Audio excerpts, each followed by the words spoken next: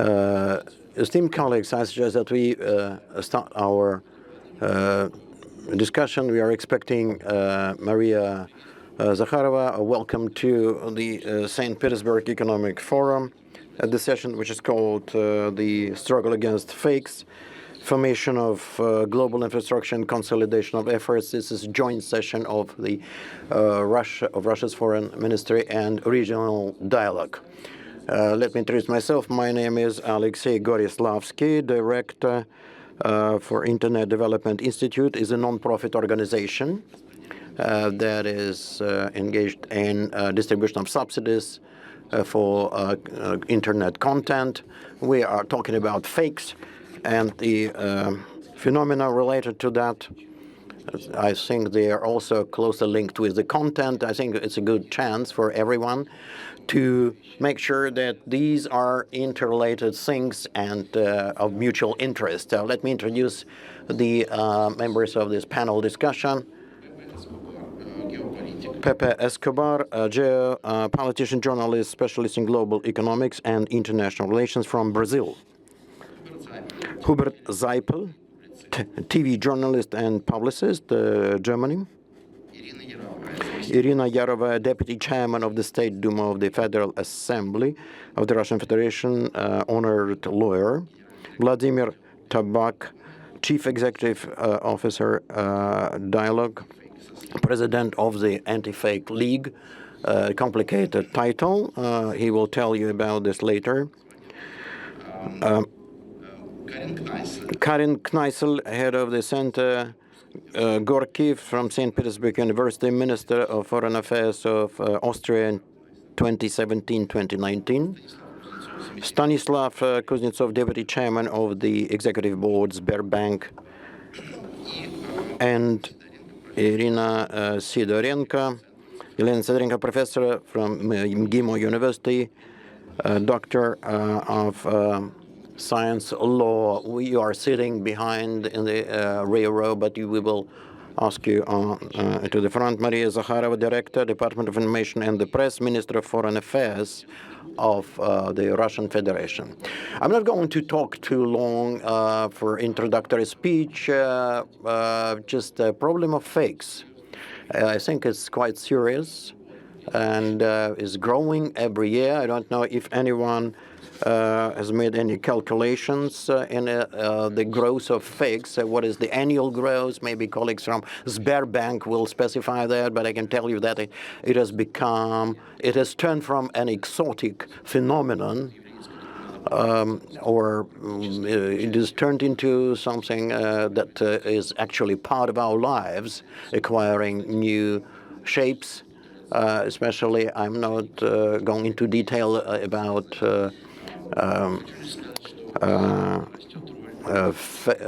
people who make these fakes, but the serious role of fact-checking is growing. Checking information, who calls, who writes this or that, and so on and so forth, the sources. Against this background, we're pooling the efforts of the state and the civil societies an efficient response to this. It turns out that in Russia, the general line of the struggle against fakes is headed by the Ministry of Foreign Affairs, and it's a serious challenge indeed, since the time of the pandemic, then when the struggle against rumors started and slander. Is especially relevant in the year of 80th anniversary of victory that we celebrated this year, and it's been a lot of different points that we've heard all over the world that we had to fight against. So we are happy to welcome the International Association for Fact-Checking, precisely the organization headed by Vladimir Tabak, which developed the code of responsible fact-checking. So the expert society representatives were invited to talk on behalf of this. So if you allow me, Maria Vladimirovna, let's go over to mid-work Minister of Foreign Affairs, disinformation. What's behind this word? We are in the middle of 2025. For the last 5 or maybe 15 years, we've been fighting against fakes. What are the trends in this struggle? Do you see any especially vivid, interesting moments here? Good afternoon, dear colleagues. Of course, the situation is changing. And if we operated with concepts like a disinformation campaign, which was masterminded by strategies and budgets, and today it's a kind of a dichotomy, the different situation. You know, the number of fakes and the people who act, who does them, are may surprise the world, may be shocking for the world. Without even using powerful tools or mechanism, the use of faked documents, as if you remember, we had to keep the paper in the old archives so it could resemble 200-year-old documents, counterfeiting signatures, convincing someone, or anything. So today, using computer or even a smartphone, you can create, just free of charge, a fake story that will make real damage, even greater damage than some deep rooted strategic things. Just one quote I wanted to cite here: the lack of a date on the news can become a reason for enormous shifts in the world situation. The authenticity of some quote can be offered under modern conditions, and can be a fake quote can cause a wave of protest, even for bloodshed. So, remembering the latest news and the latest actions, and quite painful indeed, what we had seen before the 9th of May, the Western media did everything in their power to do this. Head of the Yermak office published a story where they rewrote history, forgetting about the heroic deeds, but they used the message that about 60% of Russian divisions consisted of Ukrainians. But in what sense? Ukrainians by nationality, by the residence, or their surname? It's hard to check. This is how they was written. So this is a kind of a thesis that was used in this news.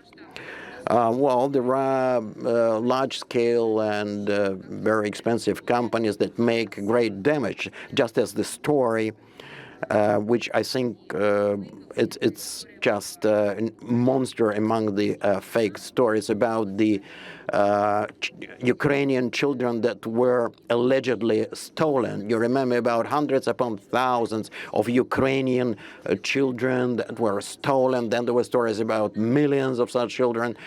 But in recent time, in 2025, the Kiev regime established the figure of 25,000 children allegedly taken out of Russia, and that figure is now quoted in the European Parliament in different sessions, and during the negotiations in Istanbul, a list of 339 surnames was submitted to the Russian delegation, not children, but the children that could not be found. Well, I'm sure that in every country there is a problem of lost children, abandoned children, or the children who the parents are unable to find. So the children that, of course, have to be searched for. But the essence of this fake is that all these years, prior to 2022, after 2022, both in Russia and Ukraine, there is the Institute of authorized representatives for children's rights. But the fact is that the Kiev regime has cut itself off from the contacts with the law enforcement bodies, and that's only the institute that is dealing with this. So every day over these years, you could get any list, photographs or data from the special envoys, the authorized people, and there were specific stories, and the children were found in the long run, and children from Russia were returned, and children from Ukraine were returned to Russia. But in parallel, the information campaign went on. So when they were cornered in the final outcome, there is a list of 339 children. And I'm repeating this. These are not children that were stolen or captured. These are just children who are being sought after. That's it. But the fact is that the truth is that there are children who are taken from the Ukrainian families and taken outside the country in Western Europe. About 60 or more than 100 children, in fact, that were allegedly stolen kidnapped by Russia. They were actually found in the European countries. So the fact that they don't even know the exact number of such children.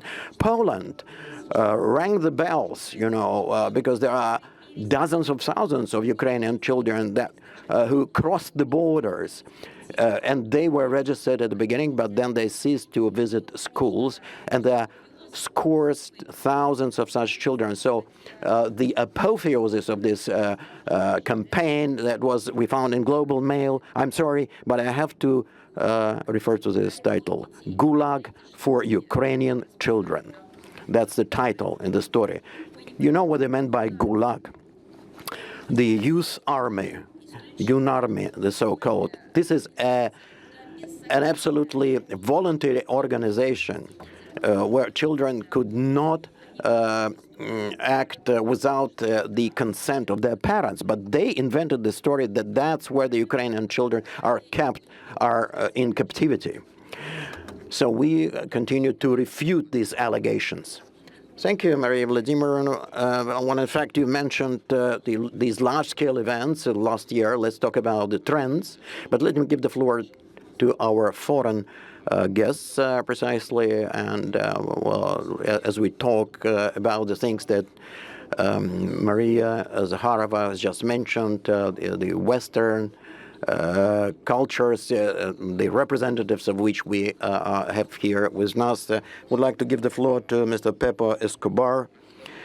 Pepe, have you done any fact-checking in Brazil, whether it's important, whether it's needed to check news in Brazil? What do you think about this? Thank you, Andrei, but I hate to disappoint you. I may be Brazilian, but I'm also European and Asian. I left Brazil 40 years ago. So I've been living all over the world as a nomad. I'm a pilgrim, essentially. And I think a short introduction for our audience to give context.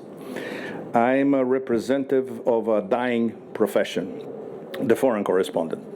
I'm probably one of the only ones left working in the West and in the East. And when I say East, I include Russia as well. So when I started, just to give an idea, it was the beginning of the Gorbachev era. At the time, foreign correspondents worked for a big newspaper.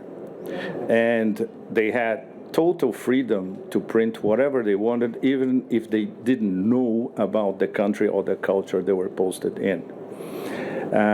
It was also the Cold War as well, so the information divide was crucial.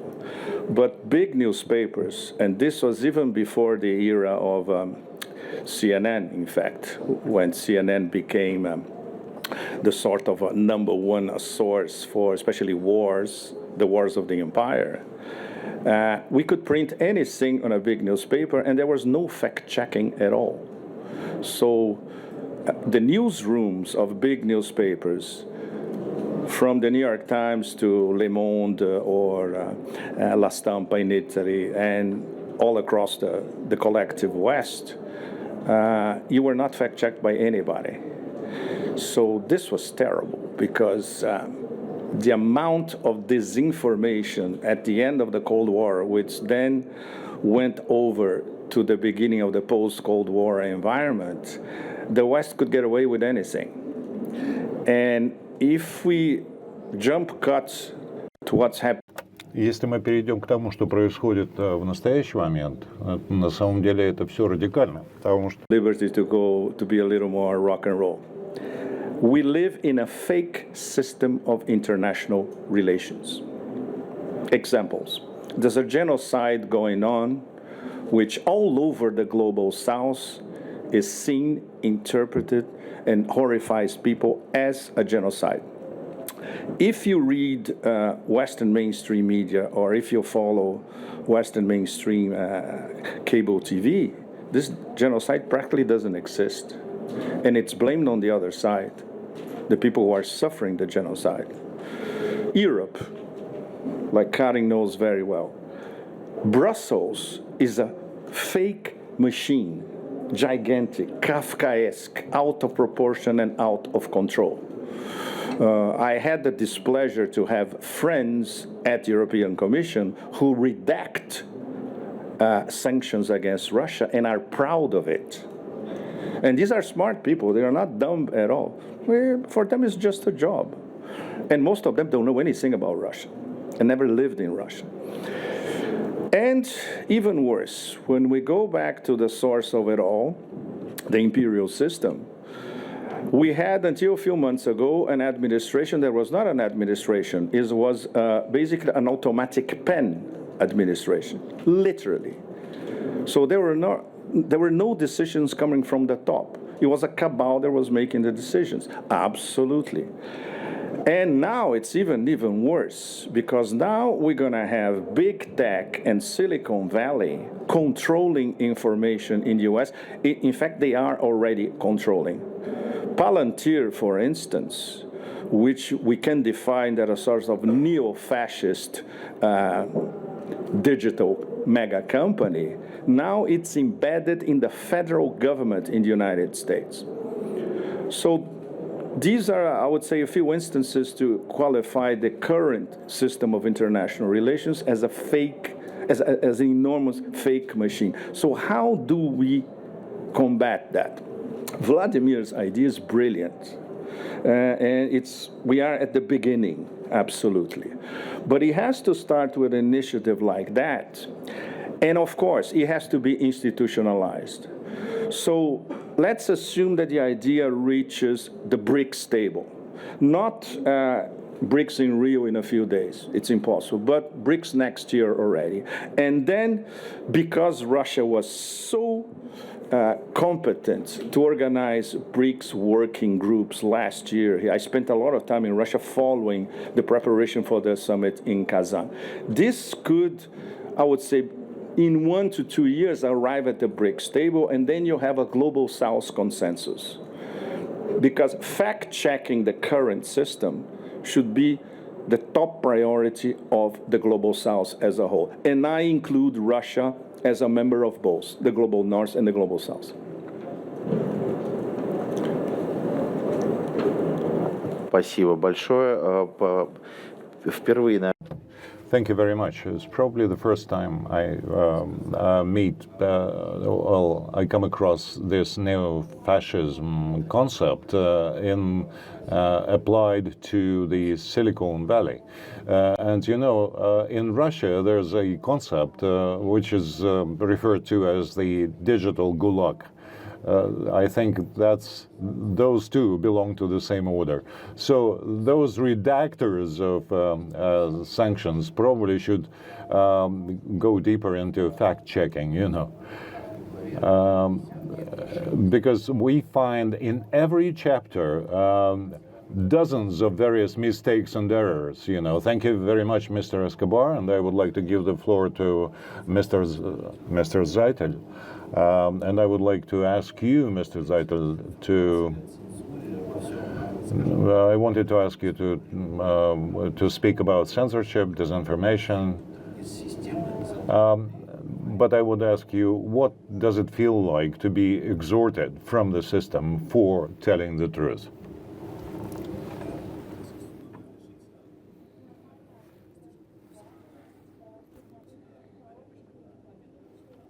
Das ist das eine. Und das zweite ist, natürlich leben wir in Zeiten von Konfrontation. Wir haben einen Krieg, wir haben vor allem einen ideologischen Krieg im Moment nochmal. Wir haben einen Krieg um Erinnerungen, um unsere eigenen nationalen Erinnerungen. Und dann tauchen die alten Gespenster, die alten Bilder immer wieder auf und werden instrumentalisiert. Das ist schon mal das, was richtig derzeit zu beobachten ist in allen diesen Ländern, die damit im Konflikt sind. Und Journalismus ist auch immer auf der einen Seite ein Teil von Fake und auf der anderen Seite natürlich eine Fact-Checking-Geschichte in dem gleichen Atemzug. Und wenn Sie eine Konfrontation haben zwischen Ländern, zwischen Europa, zwischen Asien, zwischen Russland, zwischen Deutschland, dann taucht immer eines auf, dass die Journalisten in der Regel in Russland genauso wie in Deutschland sich mit der politischen Elite zusammentun. Das ist ihre gemeinsame Ideologie. Das ist ihre Geschichte, die sie glauben zu haben. Und dann passiert genau das, was wir eigentlich überhaupt nicht wollen, dass wir uns an Bilder, die wir von den anderen haben, erinnern. It's one of the main, distorted pictures. Geben, wie Journalismus auch immer benutzt wird und sich benutzen lässt im großen Teil. Ich weiß nicht, ob Sie sich erinnern an den Krieg. Ich glaube nicht. And the journalists are using certain techniques. You probably remember the war of 1809 when Spain was fighting against the United States for Cuba. And then one of the largest newspapers of that time sent a correspondent to. And he returned, and he wrote an article saying that nothing was happening there. He just came back home. So, that's how they arranged those pictures about the war. There was a wave of criticism, of course, and then a real hot war started. And the Philippines and Spain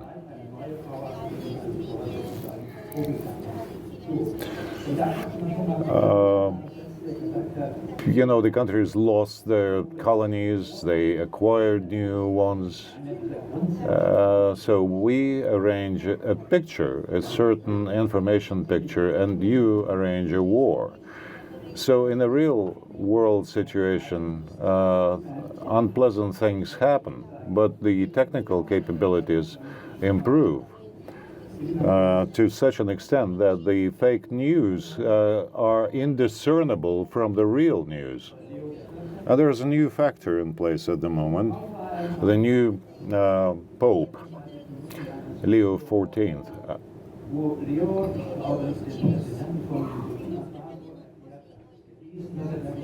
In fact, a news appeared after several minutes after he was named Pope. And there were real pictures. The words written sounded and looked very real, but it was all fake. So the people are trying to... the mechanics and the mechanisms are quite transparent, Well, it was described by the colleague what is going on in Iran or Gaza. I talked to the chief of Hamas, and I spoke to children, and I interviewed them, and I know a lot about the conflicts going on in the Middle East. And it turned out that a person was killed, was shot dead.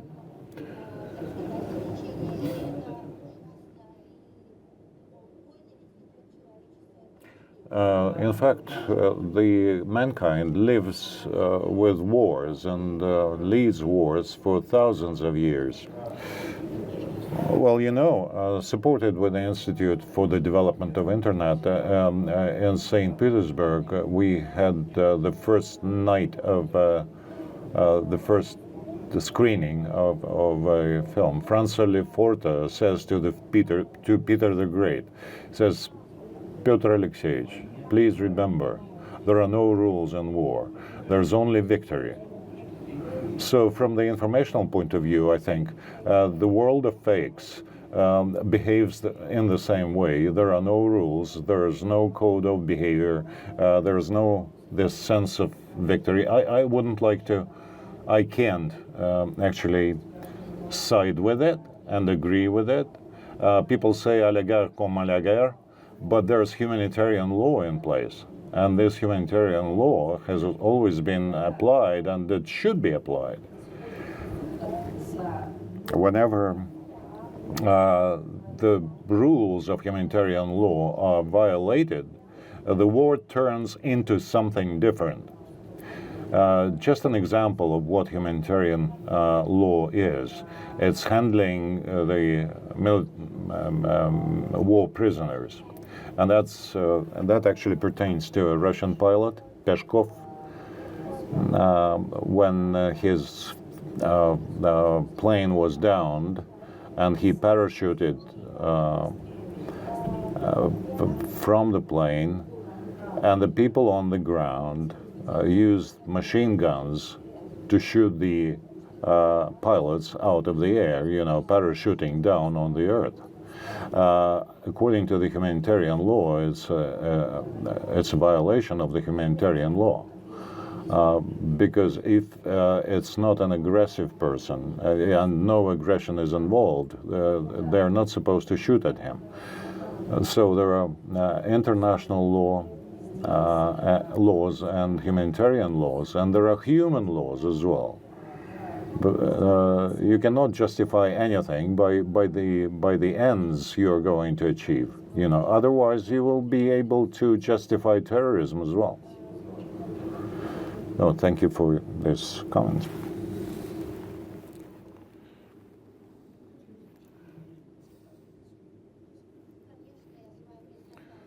Of course, I agree with you. There's humanitarian law, and it is violated. However, and unfortunately, the situation is such that over the last 2 centuries, the people have come to an opinion that they only have to win in the war. So they try to achieve victory no matter what the means are.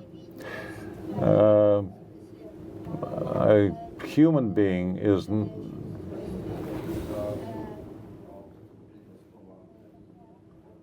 I would like to give the floor to Irina Yarovaya, Vice Speaker of the Duma of the Russian State Duma of the Russian Federation, and honorable lawyer. You are an author to many of the laws on this topic. What can be done?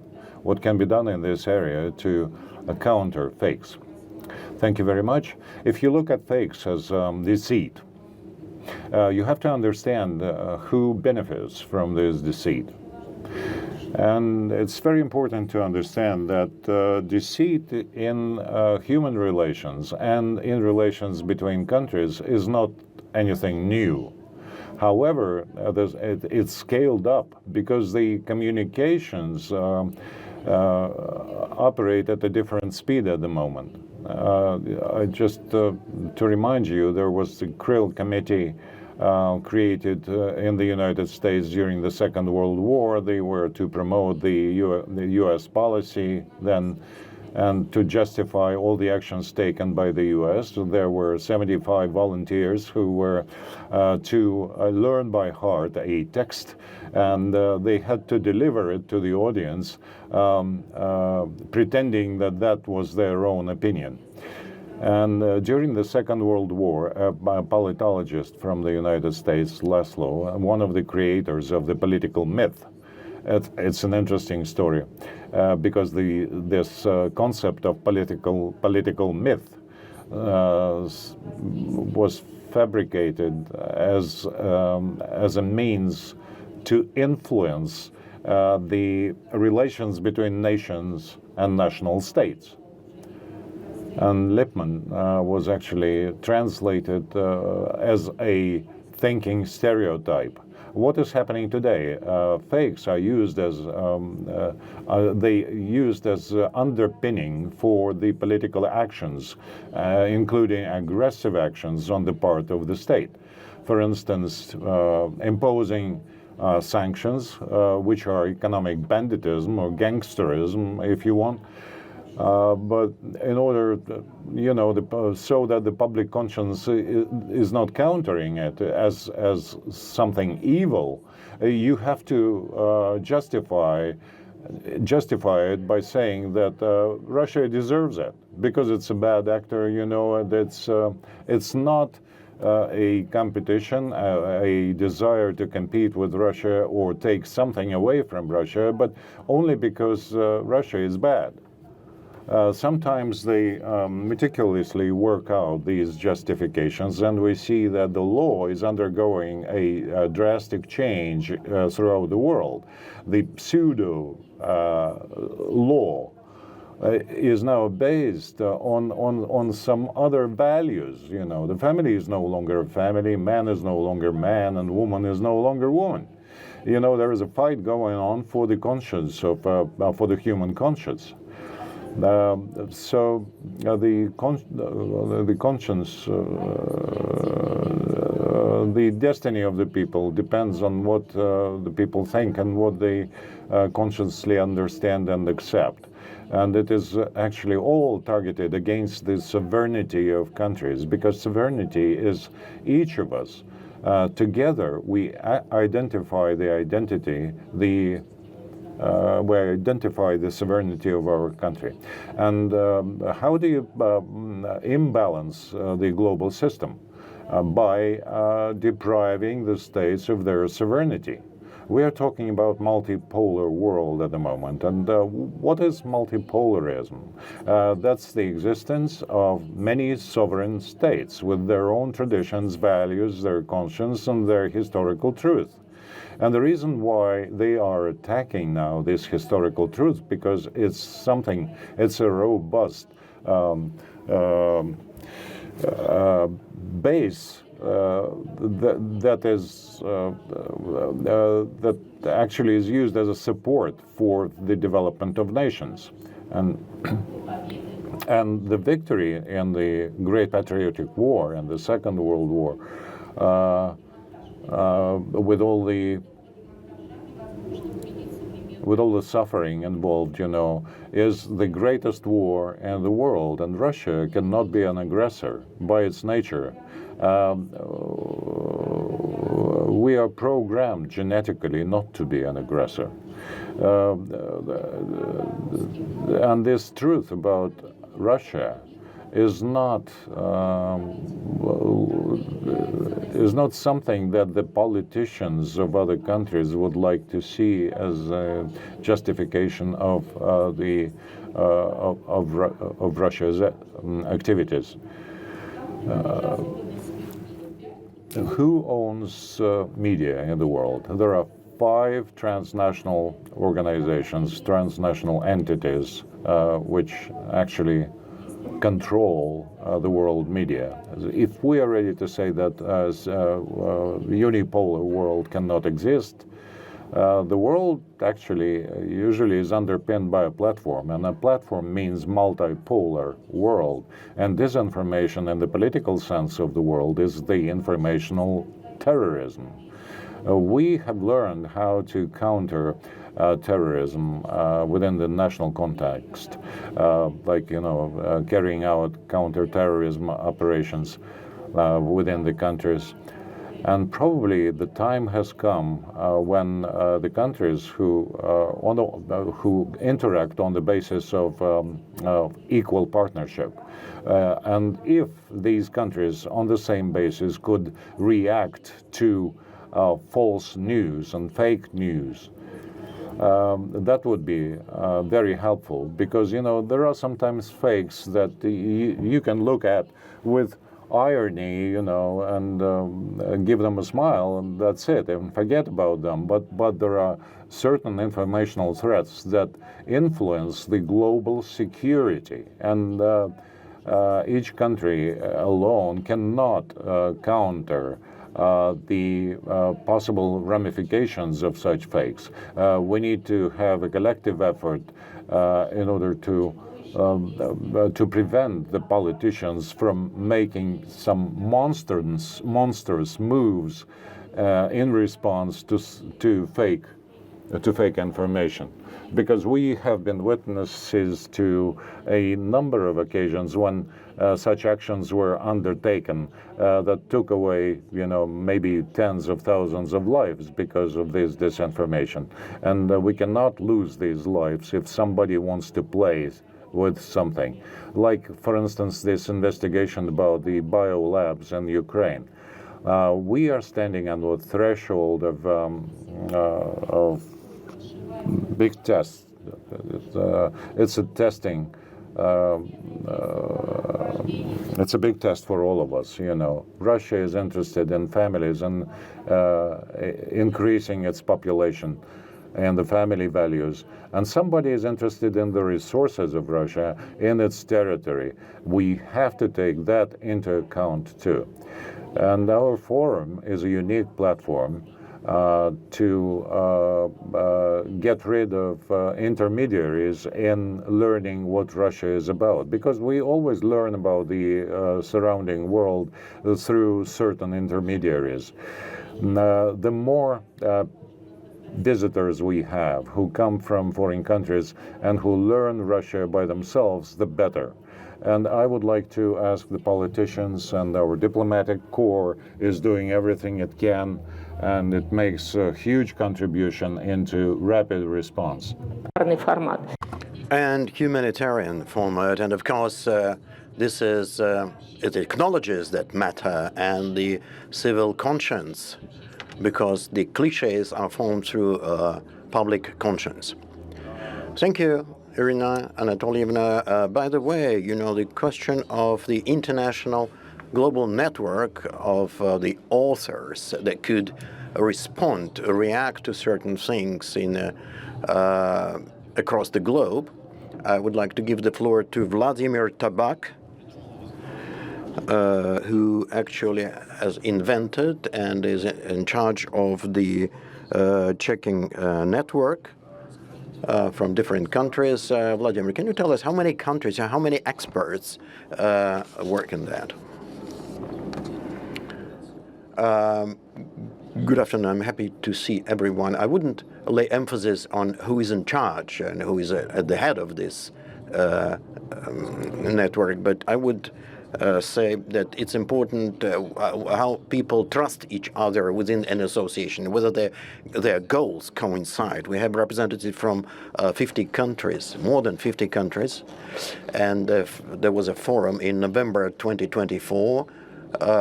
Thanks a lot to Maria Zakharova and the Foreign Ministry.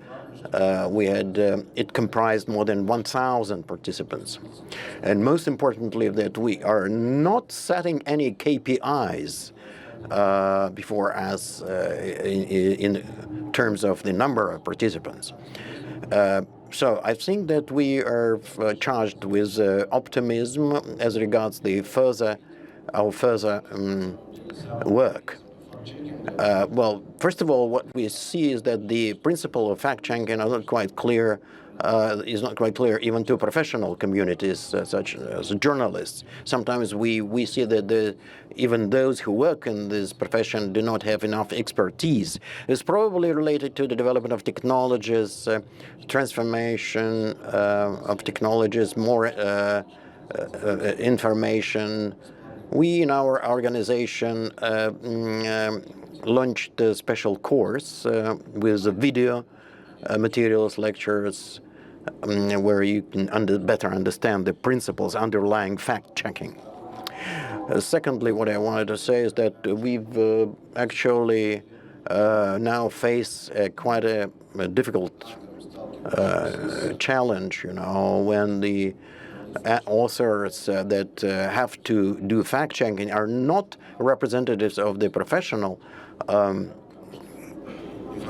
community, but rather they are just internet users, because there's too much information which is not accumulated inside within the media community. As we understand that the average user, thanks to the development of mobile internet, sometimes spends more than 5 hours on the web, and we understand that they are not within the this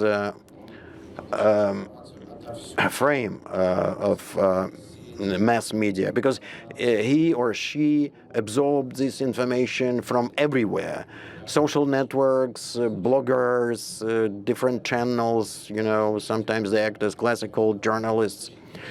And that is how an absolutely helpless person appears before us who cannot orient himself in this field of information. So when we give assignments to journalists, some tests, sometimes they cannot tell the facts from reality from fakes, because for them they just reading the text. They're not trying to analyze in parallel whether a certain source is reliable or not reliable. And that's especially in Russia, since the time of the pandemic, when there is a certain information vacuum, when there's a fear of the future or some kind of uncertainty, people sometimes, fall into conspiracies such as tarot cards, magicians, magic cards, and extra sensory.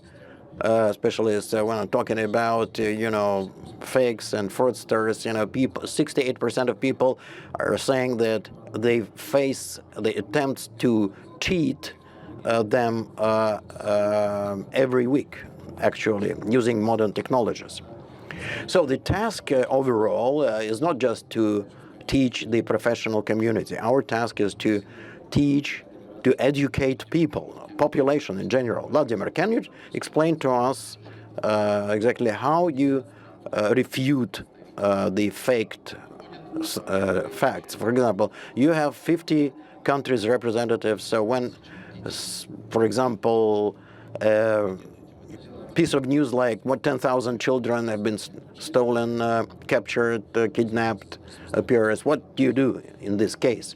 We have chat boxes which help us to distribute information among people in different countries, but this should be a multi-layered, multi-directional process, because it's not only in Russia where people face such faked news. It means that we have to work both ways. But the issue here is not about dissemination or fact-checking. Well, when in fact it's kind of intelligence activities, using open data. Because sometimes it's just open data things that are at the basis of some investigations and that lead to court proceedings, to trials, Thank you. Just availing myself of this opportunity, let me ask you a question. Dialog announced that they are going to file a claim against FBI. Yes, that's true. We filed a claim, indeed.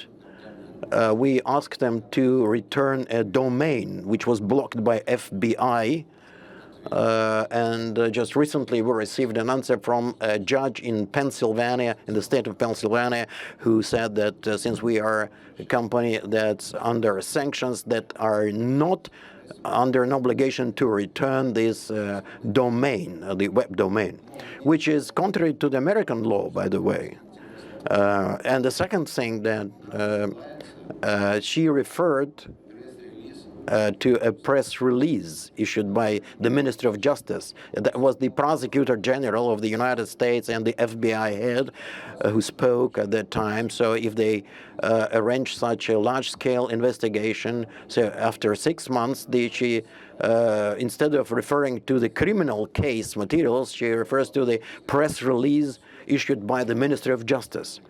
So, which means that if this is just the result of the work performed by Minister of Justice, why the Prosecutor General had to speak about that? Well, we understand that there's been a change in the administration, in the FBI administration. I just don't want to sort it out, but there's no evidence there. That's why we now file an appeal.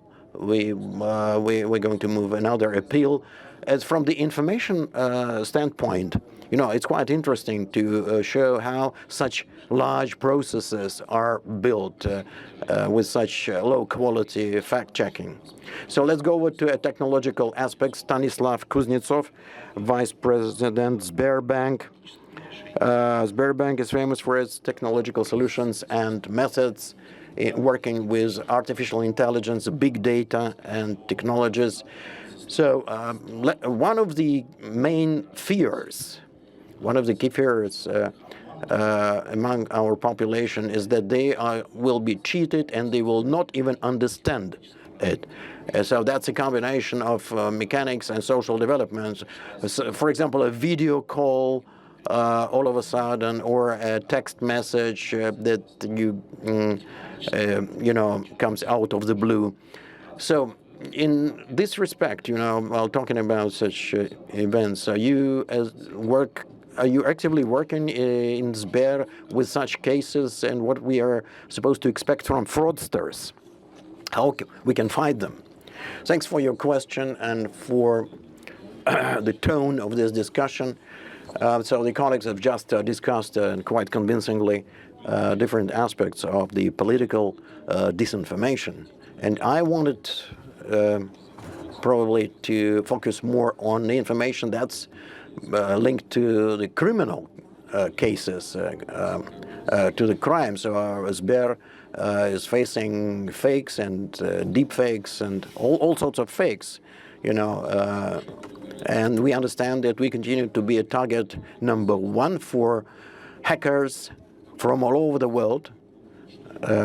Whoever is trying, I mean, so many hackers are trying to steal something from our company. So we are trying to build a multi-layered protection kind of infrastructure for ourselves and for our clients. As regards the criminal cases, well, of course, this is social engineering. These are telephone fraudsters. There are more than 200 scams like this, and the scale of such crime is just enormous. Last year, about 20 million telephone calls were done per day. Now it's about 7 to 8 million on a daily basis. That's per day, and the losses are quite impressive. About 300 billion rubles overall.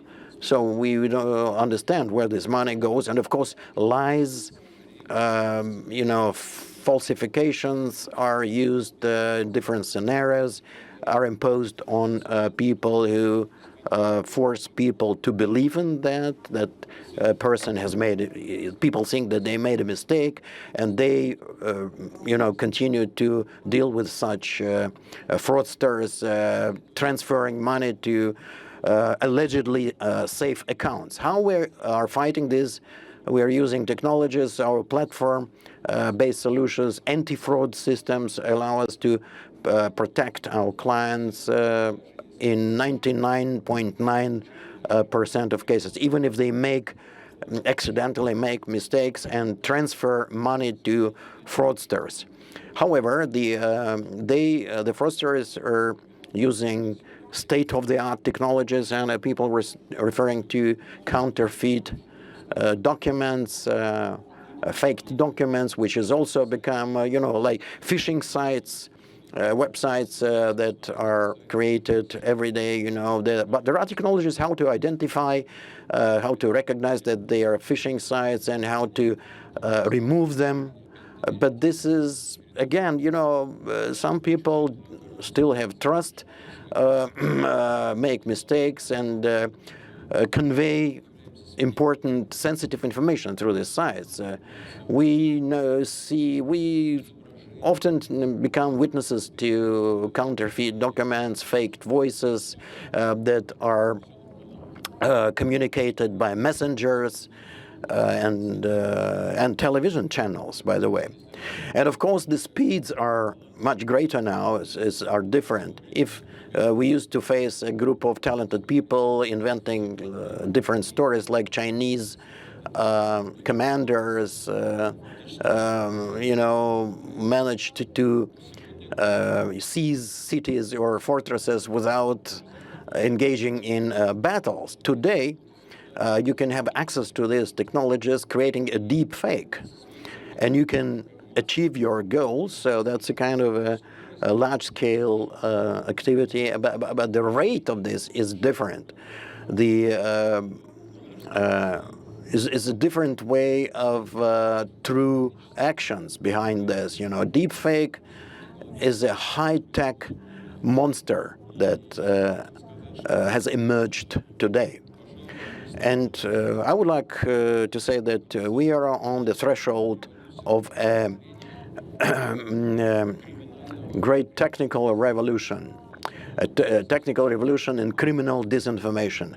Because virtually in half a year, maybe in 6 months, maybe in a year, the last barrier will disappear. The language barrier, when hackers, fraudsters from different countries would be able to call from Russia to China or to any European country and speak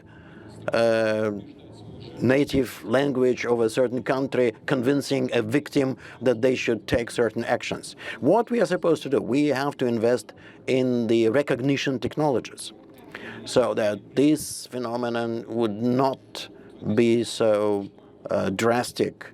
So I think we need to, of course, to developing these recognition technologies should be done not after these fake incidents, but we should try to prevent them. And we know that we have to do this. We have to do this.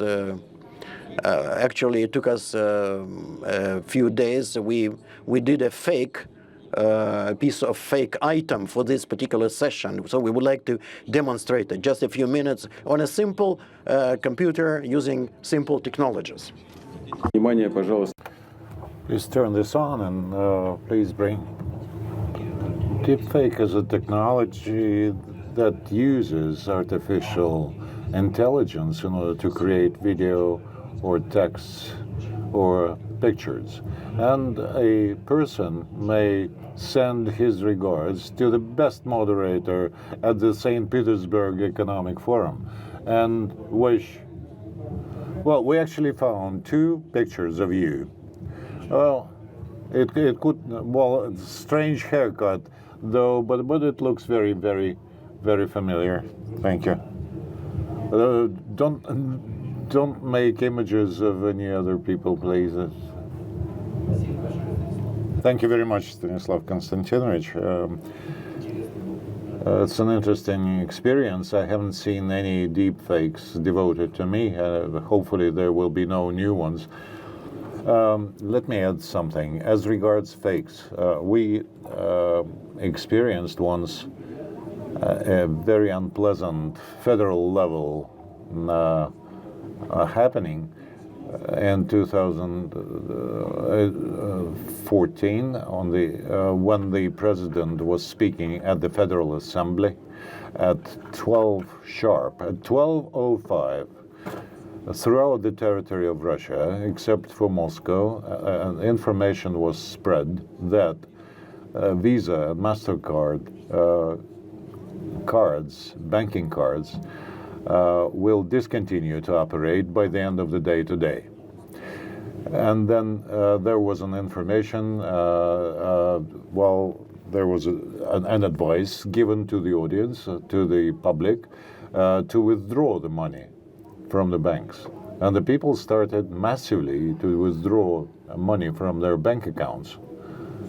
So our bank and other lending institutions were in a very hard situation.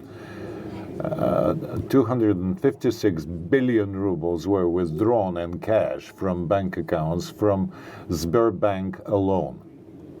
And in certain regions, we had to ship cash by planes in order to not to cause panic. On the next day, more than 300 billion. On the day after the next, more than 300 billion rubles in cash were withdrawn from accounts. So it's just one fake news, one single fake news that can cause such actions. And we have had this experience in this country. It's a classical example of fake distribution. You know, there was an uprise in the very first couple of days, and then, you know, there was a decline when the people realized that they were deceived. You know, I heard your phrase, and you said that a mechanism should be worked out to recognize fakes. And you're talking about the banking sector. Banking environment. Maybe we should look at this thing at a different angle. Maybe we should try to understand how these people achieve their success. I mean, the fraudsters, they probably have learned how the bankers are trained. There's a methodology, and they are very familiar with this methodology. So the blueprint was borrowed from the West, you know, and we train our people according to this blueprint. You know, the people who are working in the front offices of the banks, for instance. In fact, it actually cuts off all the human, all the emotional things. The people are not thinking or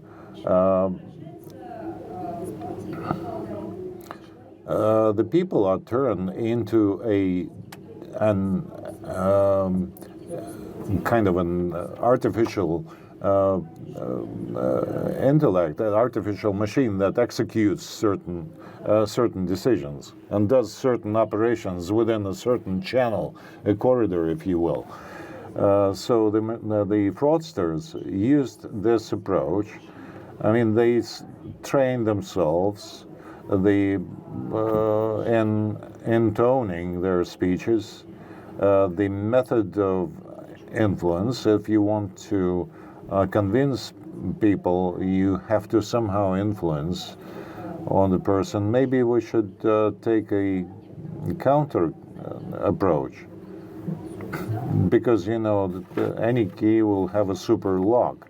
Any super lock will have a super key, you know, that will open it anyway. So maybe we should include a human parameter into our training of the banking employees. I'm just thinking out loud. Maybe the people will not have to choose between or among the given options, but be more creative. You know, those people who are very successful in fraud techniques, they usually offer a number of options, but maybe they're given only 3 options, but in fact they have maybe 45 different options, or maybe they can choose not to talk to the people on the other end of the phone line. So I believe that if we follow this track of providing the options, which can be easily calculated, there will be more fraud. So there will be mechanisms of checking. Then there will be no access to the internet. If there's a hotline, the people may be unable to call this hotline, you know, and they will get a busy signal on a constant basis. Only those people get deceived or not get deceived if they just remember some basic things, that they should check themselves something. So maybe we should go in this direction. I will continue this, just saying just one sentence. We should not forget that the basis for any fake or perception is the people usually believe in what they want to believe in. And that's the basis for all these scenarios that the fraudsters use. They are tuned to a set of parameters, and these parameters help to convince the people, so that the people start to believe in what they hear or read. And I wanted to add something. The main rule of the fraudster is build confidence, build trust. They say, there's a delivery for you, and it happens on a daily basis. And then they tell you, no, it was a mistake, I'm sorry about this, there was a mistake about the delivery today, and then it goes on and on. So only critical thinking may help in countering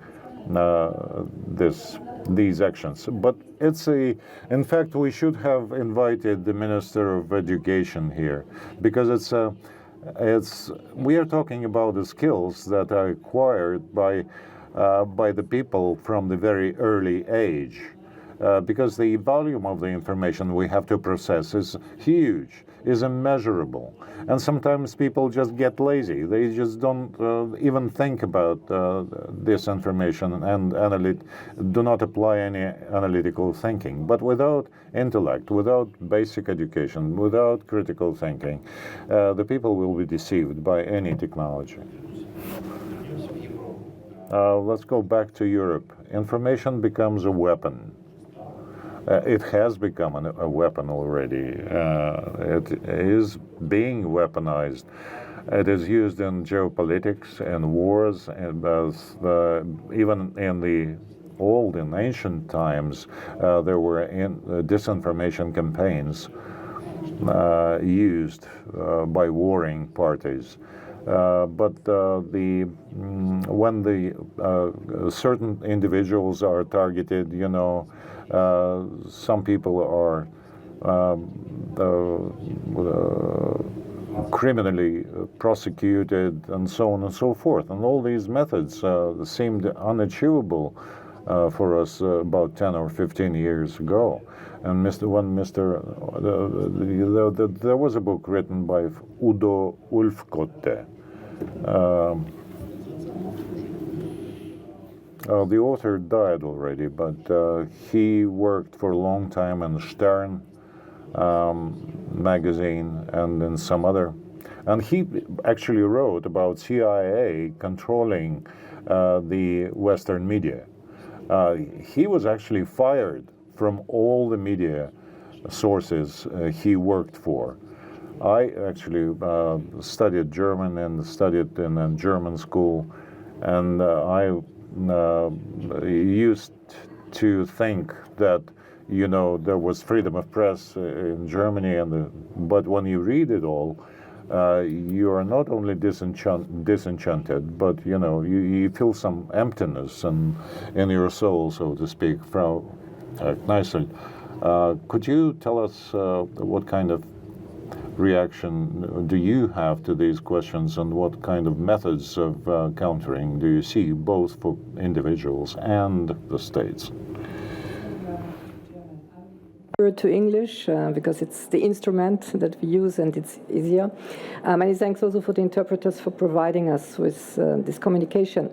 Let me add on what was mentioned before and on how to fight all this problem. I have a very banal, maybe brutal suggestion. It's a blackout.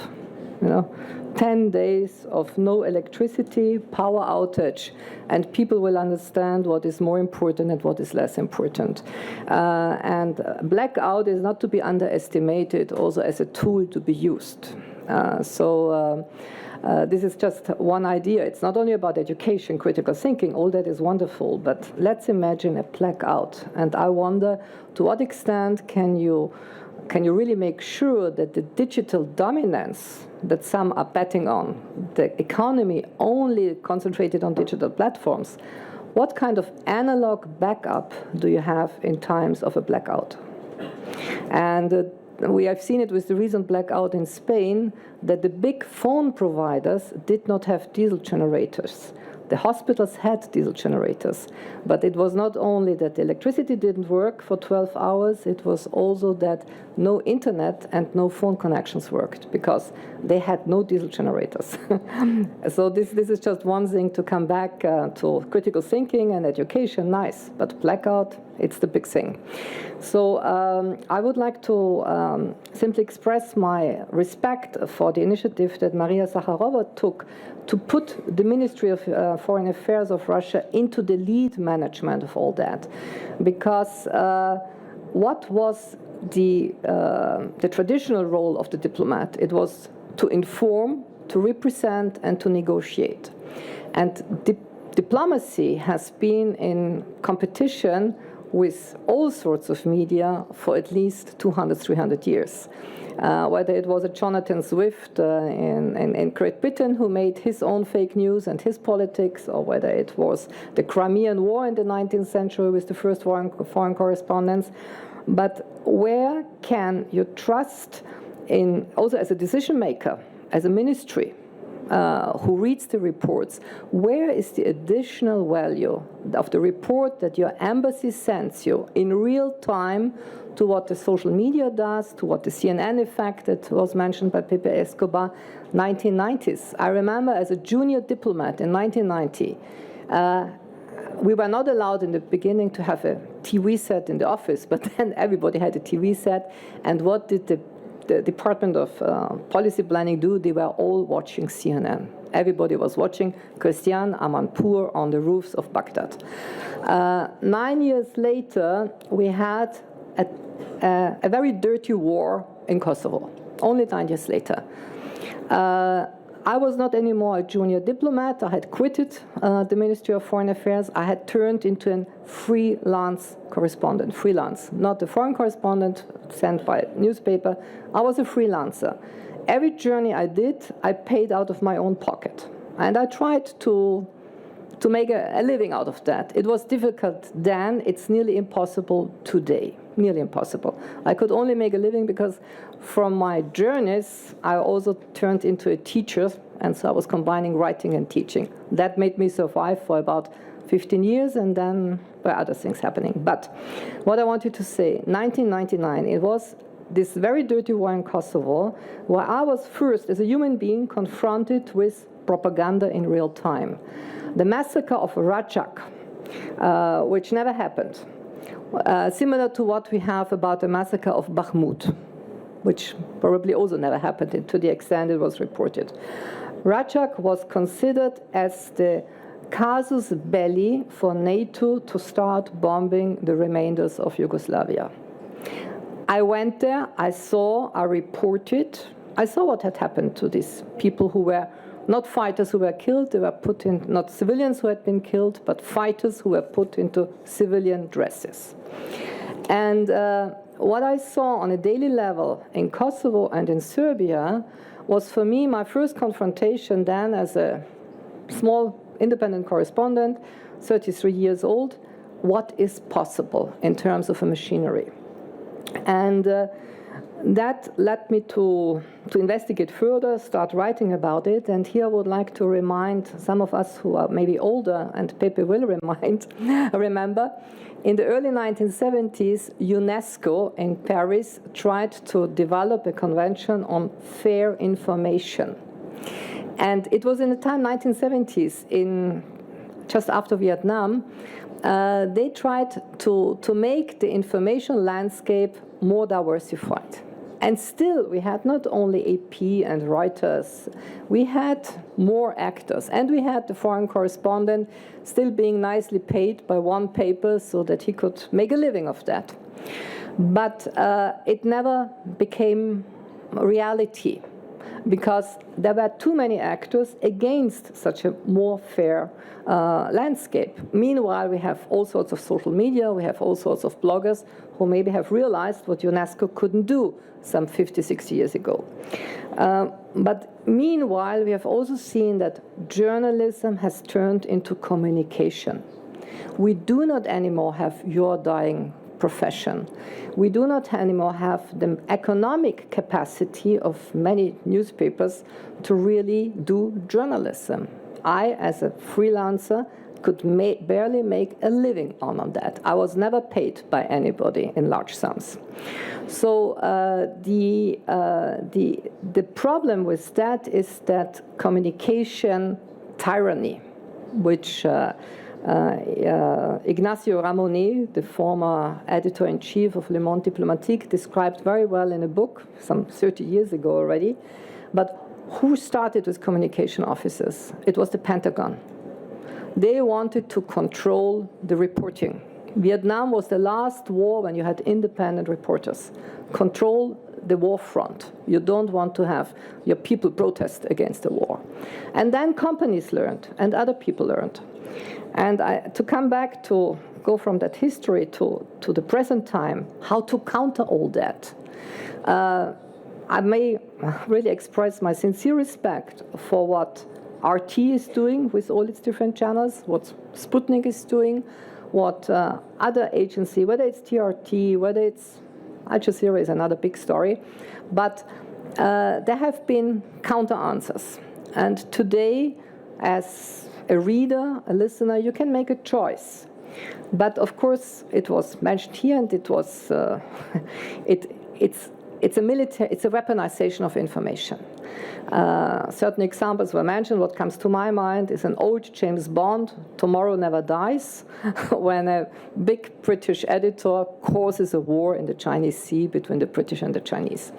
So yes, we have this power. So how to counteract, how to do it? Number one, small recommendation. What Maria Zakharova and you, Vladimir, Tabak, are doing. Where is the additional value that your people in the embassies outside can do? Not only in the additional value in reporting. No, we have just seen that. How can we immediately react? And I really have sincere respect for your work, Maria Zakharova, because I don't know when you sleep, when you eat. I have no idea. But you are immediately in response. And right now, you are the only voice in pointing out you cannot attack nuclear reactors. It's the work of the International Atomic Energy Agency. You do their work in addition to the other work.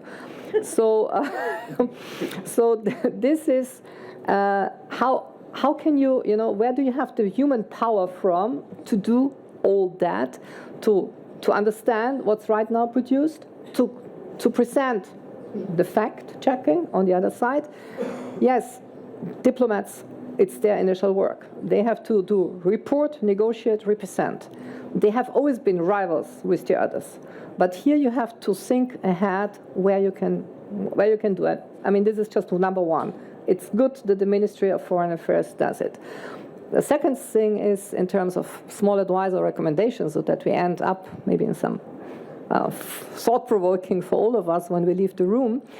It's an economic issue. It's a financial thing, and this is where we come in with Palantir. What you mentioned, it's this. It's not fintech anymore. It's not. It's fin-infotech maybe. That fin-infotech that goes in there. It's a matter of financial power, and. There is so much money invested in all this communication thing. The Germans understood it very well when Mr. Goebbels created his communication unit, which then was studied by all the marketing offices across the world. How did the Germans do it in the 1930s? And this is something that is a matter of finance, and whether it's Mr. Peter Thiel, whether it's all the others who are involved in that, it's about the financial power that you combine. And PayPal connected with the information control, yes, it's something that goes hand in hand. So we will see investment banks not anymore going just for oil, gas, coal, and lithium, but for controlling this information. It's a commodity, as we know. thank you very much for having given me the floor as well. Dankeschön, Frau Kneißl. Спасибо большое. Thanks a lot, Frau Kneißl. When you mentioned the word diplomat, I have to give the floor to Elena Sidorenko. Elena is in charge of the Center for Digital Economies in the MGIMO University. Could you tell us if you agree with Frau Kneißl? Whether you agree to what Frau Kneißl has just said, and perhaps you have some proposals on how to fight this. Thanks, dear colleagues. It's incredibly interesting to be in the middle of this discussion. I just wanted to offer a little bit of statistical data and how we can resolve certain problems. While talking about fake news, and it's been confirmed by data, more than 50% of such news are distributed via Telegram. Everybody is aware of that, so everything comes to the social network. So here is a global issue, the question. You know how it is distributed, political news ranks first, then health, and so on and so forth. But the question is a bit different, whether we can say that we have shaped an alternative series channel or channels that would be capable of refuting the information within several seconds. Well, today Maria has mentioned that within the framework of this information diplomacy, we've done a lot, and many people abroad double-check information on the embassy sites and on the foreign ministry sites. I've just returned from Iran, and I've taken all the information exclusively on the foreign ministry website, and what the Russian people have a certain track where they can double-check information. That speaks a lot. So we can develop the Institute of the Public Opinion Leaders. That have to be representatives of the youth, bloggers, precisely just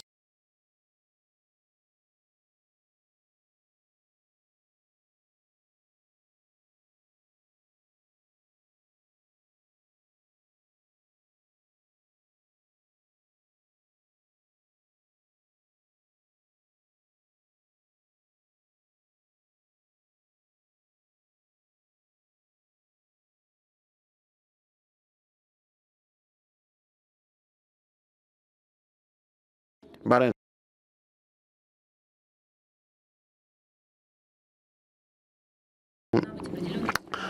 there must be a certain information hygiene, as we have to explain to people what they are supposed to do. I'm talking about the public opinion leaders and the so-called independent journalism. We have to pay closer attention, special attention, to support, maybe through grants, the so-called journalist investigations. When bloggers begin discover something, disclose information, do fact-checking. There's one person in Russia who is involved in social advertising issues. This is Alexei Gorislavsky. He's a maximum.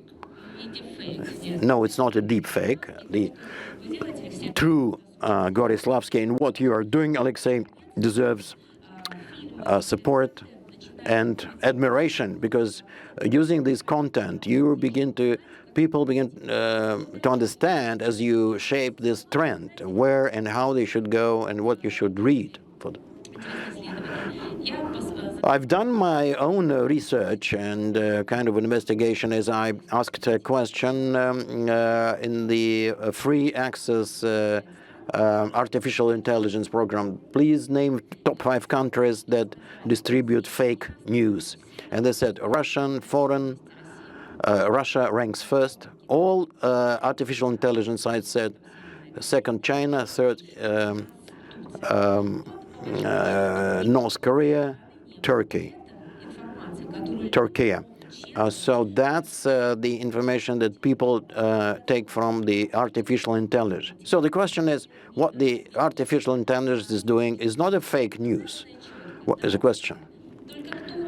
Who works with the information. Most importantly, the artificial intelligence is processing of information, the data processing algorithm, and nothing else, nothing more. So our task is to bring information to the level where it could have such a large scope that it could be possible of processing the artificial intelligence. So we in the Council for the Human Rights are doing a lot. We are trying to explain that artificial intelligence is a good thing, but not unbiased. It's not objective. So we are always ready to join you so as to form tracks. Now, regarding GigaChat, you will discuss your position a bit later. Thanks a lot, dear colleagues. May I voice a proposal? We now, here on the eve of the outstanding date, 22nd of June is the date of memory, the memory of the World War, Second World War, and this is where everyone can check and can see what the role of our great nation was at this day. So the candle of memory, 12 o'clock, 22nd of June, when the minute of silence is going to be announced. So I think that's the time when you can turn off everything and keep silent and remember everyone who gave their lives to present you with a victory in the Second World War. Thank you, colleagues, and see you next time.